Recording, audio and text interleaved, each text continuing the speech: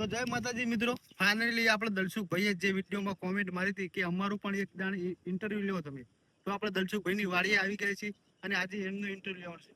તો દલસુખભાઈ ચાપલા પટ્ટી ન્યૂઝ ચેનલમાં તમારું હાર્દિક સ્વાગત કરી છે. તો દલસુખભાઈ, પહેલી વાત આપણે એ કે તમે ખેતી કેટલા વીઘા કરો છો?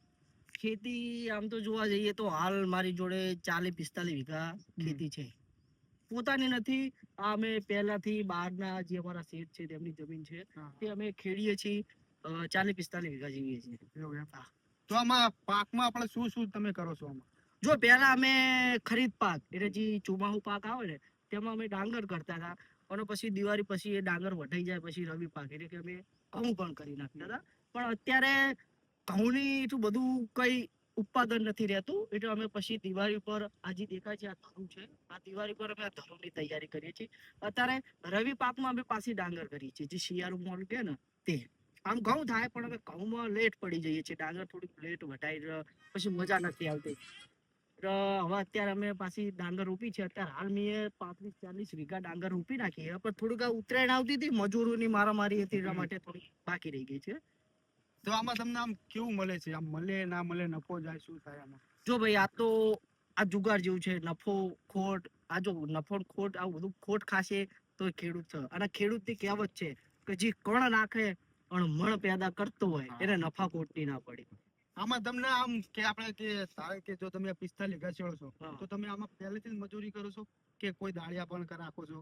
ના ના, જેટલી આપણાથી મહેનત થાય તે આપણે મહેનત કરીએ. કેમ કે આ જમીન વધારે એટલે મજૂરની પણ જરૂર પડે કે આટલું બધું તો અમે ઘર પરિવાર રોપી નાખીએ. એટલે આમાં ટીમ આવે મેનેજરની, એનો આપણો કોન્ટેક્ટ કરીએ એટલે 40, 20, 50, 60 જેટલા માણસો એટલા લઈને આવે એ વીઘા ઉપર ભાવ નક્કી કરતા હોય છે.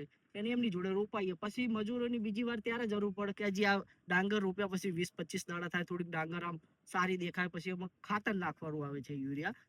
તો આમાં તમારે અનુભવ કેટલા દિવસથી, આમ કેટલા વર્ષથી આમ છે? આનો અનુભવ, આ જમીન લગભગ મારા પપ્પા 2003 થી 5 ની અંદર ખેતી કરતા, ત્યારે હું ટિફિન લઈને આવતો. શનિવાર રવિવારની રજા હોય તો હું એમ આવતો. તો પછી મને એમ થયું કે આમાં પણ આપણે રસ લેવાય. તે પછી એમ કરતા કરતા થોડીક હું આગળ વધતો ગયો. 2011 થી મને એમ થઈ ગયું કે ના, ખેતી કરવા જોગી છે. કારણ કે મોટો જાદુગર એ ખેડૂત કે કણ નાખી મણ પેદા કરી નાખતો હોય, તો પછી આનાથી મોટો જાદુગર કોણ હોય? તો આમાં દલસુખભાઈ, આપણે આમાં બરાબર પાક થઈ ગયો હોય અને આપણે બરાબર એને લેવાનો જ હોય અને ઉપરથી મેઘરાજા વરસે હોય તો તમારું આમ દિલ ઉપર કેવું વીતે? એ તો વીત, કારણ કે તમે ખુદ વિચાર કરો કે અત્યારે આ 12મા મહિનાની અમે તૈયારી કરતા હતા. પહેલા મહિનાની 12મા મહિનાની વચ્ચે આ ડાંગર રોપાઈ છે. આ અમે મિનિમમ 5મા મહિનાની આજુબાજુ વટાઈને તમે ખુદ વિચાર કરો કે આમાં 4-5 મહિના મહેનત કરવાની થાય. તો હવે મહેનત કર્યા, પાક કમ્પ્લીટ થઈ ગયો, કાલે જ કટર માંડવાનું હોય, અને આમાં મેઘરાત નહીં, તમે કયો હો કે વરસાદ આવે, આમ થાય, નુકસાન થાય, તો એ બધું કુદરતની કરામત કહેવાય. કુદરત આવે કોઈનું કઈ આવે એટલે આમ તમને કઈક થતું હોય અંદરથી? થાય ને, કેમ ના થાય, કેમ ના થાય? તો બધા થાય, મને એટલા નહીં, દરેક, હું તો દરેક ખેડૂતની વેદના સમજુ કે હું ખેતી કરું તો મને ખબર પડે કે આ ભાઈ ખેડૂતમાં કેટલી વીઘે થાય, એમાં કેટલો ખર્ચો થાય.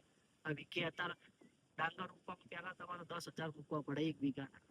તમારી જોડે 10 વીઘા એટલે પહેલાથી તમારો વધારતો નહીં, પણ 70-80 હજાર રૂપિયા પહેલાથી ખર્ચો થઈ જાય. તો હવે એ છેલ્લા એન્ડમાં જાણે પાક લેવાનો હોય અને પછી તમે કહો કે મેઘરાજ આવો, તો મેઘરાજ એ તો હવે જો કુદરત છે, એનું કોઈ નક્કી નહીં.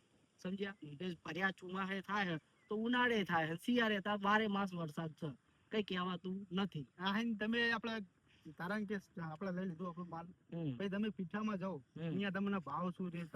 એ તો આપણે નક્કી ના કરીએ. ત્યાં વેપારી ભાઈ ઉભા છે, તે જે જ રીતનો તમારો માલ 250 નો હોય તો 250 આપે.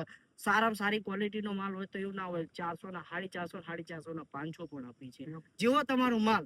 પછી આપણે ડાંગર જોઈએ, નરું બખેડું હોય, નરું નુકસાન વાળું હોય, કાળું પડી ગયું હોય, તમે એમ કહો કે મને કેમ 500 ના આપે, એ ના પોસાય. કારણ કે જેવો તમારો માલ એ રીતનો તમારો ભાવ બનશે. તો જય માતાજી મિત્રો, દલસુખભાઈ સારું ઇન્ટરવ્યુ આપણને ખેતી વિશેનું વાલી છે. તો જય માતાજી, જય જવાન, જય કિસાન.